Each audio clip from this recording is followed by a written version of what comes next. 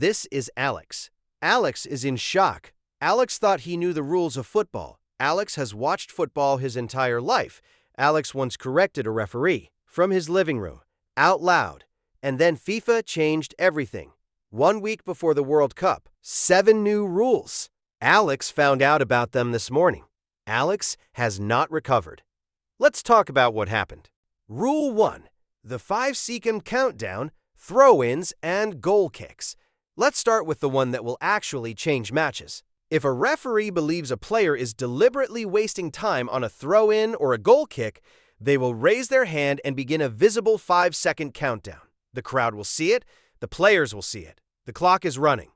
If the ball is not in play before that countdown reaches 0, possession switches to the other team, throw-in goes the other way. Goal kick becomes a corner for the opposition, a corner. For a delayed goal kick in the 90th minute of a World Cup knockout match. Alex thinks this rule is excellent. Time wasting has been one of football's most infuriating habits for decades. The goalkeeper who picks up the ball, walks to the edge of the penalty area, places it, steps back, looks around, adjusts his gloves, walks back, and rolls it to the center back with 45 seconds of game time vanished. That goalkeeper is why this rule exists. And that goalkeeper deserves everything coming to him. The 5-second countdown is aggressive, fair, and will produce at least 3 completely chaotic moments in this tournament. Alex is looking forward to all of them. Verdict: excellent. Overdue. Welcome. Rule 2. The substitution clock. 10 seconds to leave when a player is substituted. They now have 10 seconds to leave the pitch from the moment the 4th official's board goes up. If they fail to exit in time, the substitute is still allowed to come on, but cannot enter the pitch until the next stoppage in play that occurs at least 1 minute after the delay, meaning the team plays short for at least 60 seconds as a penalty. This rule exists because of something that has become standard practice at the highest level. The injured player who suddenly recovers the moment his team scores, springs to his feet, jogs to the touchline, then takes 3 minutes to remove his shin pads, exchange handshakes with the entire bench, and eventually disappear down the tunnel. Nobody was injured. He was buying time. 10 seconds. Get off the pitch. Simple. Alex approves.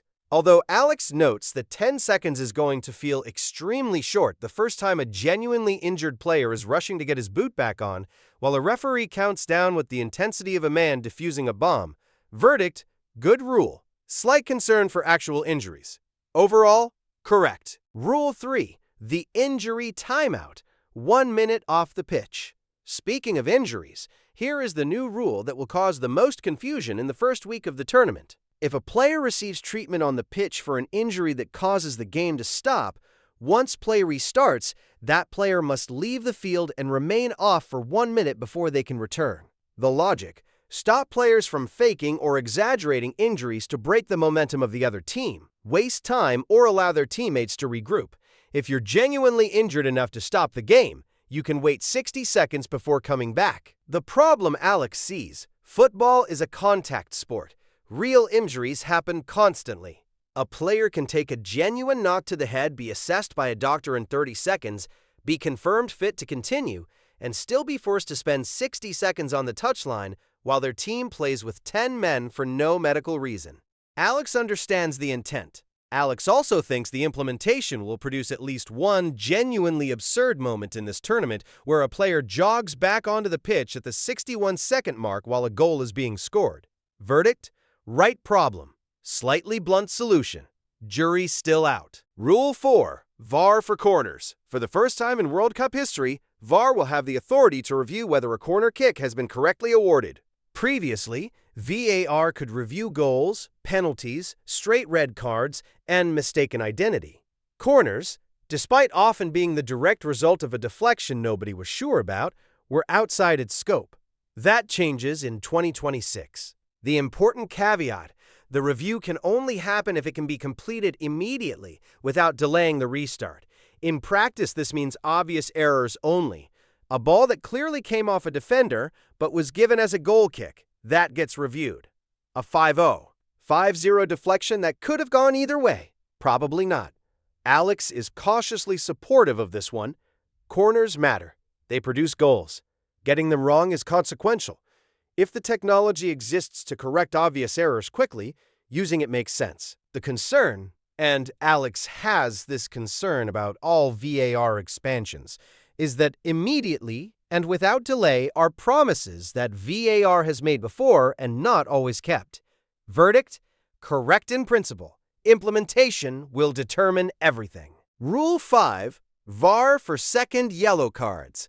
This one has been a long time coming. Previously, VAR could review straight red cards and recommend they be overturned. But if a player was shown a second yellow card, and therefore a red, VAR had no authority to intervene even if the booking was clearly wrong. That gap is now closed. VAR can review second yellow cards and recommend the decision be changed if the booking was clearly incorrect. Alex thinks this is simply the right call. A player being wrongly sent off in a World Cup knockout match is one of the most consequential errors a referee can make. If the technology can prevent it, it should. No argument from the couch on this one. Verdict: correct. No notes. Rule 6. VAR for mistaken identity. Expanded VAR already had the ability to correct cases where a referee punished the wrong player with a red card. That authority now extends to yellow cards as well. If a referee shows a yellow card to the wrong player, an increasingly common error in high-speed play where bodies are moving in multiple directions, VAR can now flag it, identify the correct player, and ensure the card goes to the right person. Simple, clean, obviously correct. Verdict: good. Nobody could argue against this. Rule 7. The red card for covering your mouth. And here we are, the rule that made Alex put down his coffee. FIFA has confirmed that any player caught covering their mouth during a confrontational situation with their hand, their arm, or their shirt can be shown a red card. The official reasoning: covering your mouth during a confrontation is presumed to be concealing abusive, racist, or discriminatory language from lip readers, cameras, and officials. FIFA President Gianni Infantino said directly that if a player covers his mouth and says something, there must be a presumption that he has said something he shouldn't have said, otherwise he wouldn't have had to cover his mouth. Alex understands where this came from. It came from a specific Champions League incident where a player covered his mouth during a confrontation with Vinicius Jr. and later admitted to using homophobic language. The rule is a response to a real problem, but here is what Alex cannot get past. A red card is the most severe punishment in football. It removes a player from the match. It leaves their team with 10 men. It can end a team's tournament. And under this rule, a player can receive that punishment not for what they said, which cannot be proven, but for the act of covering their mouth while saying something. The covering of the mouth is the crime, not the words. Alex covers his mouth constantly. In cold weather, when he yawns, when he says something he immediately regrets to his girlfriend and doesn't want the living room to hear. In a stadium of 80,000 people with cameras on every angle, players communicate by covering their mouths all the time. Tactics, positions, encouraging words to a struggling teammate, a goalkeeper telling his defender where to stand. Most of it has nothing to do with abuse. Under this rule, all of it is now potentially a red card. The intent, to stop racist and discriminatory abuse, is correct. The mechanism, punishing the concealment rather than the content, is the bluntest possible instrument for a surgical problem. Alex predicts this rule will produce at least one genuinely controversial red card in this tournament. A player will cover their mouth for an entirely innocent reason. The referee will act, the match will change, and the debate will last longer than the tournament. Verdict: right problem, wrong solution. Brace yourselves. 7 new rules. 3 that Alex genuinely welcomes. 2 that are correct with reservations. 1 that is obviously right, and 1 that is going to cause chaos before the group stage is finished. FIFA did not ask for Alex's opinion. FIFA never does.